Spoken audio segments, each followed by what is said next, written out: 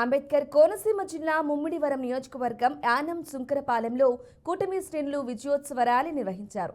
Mummidivaram MLA Datla Subbaraju, Amalapuram MP Harish Mathur విజయోత్సవ rally Yanam Sunkarapalem bypass road నుండి అమలాపురం వరకు నిర్వహించారు.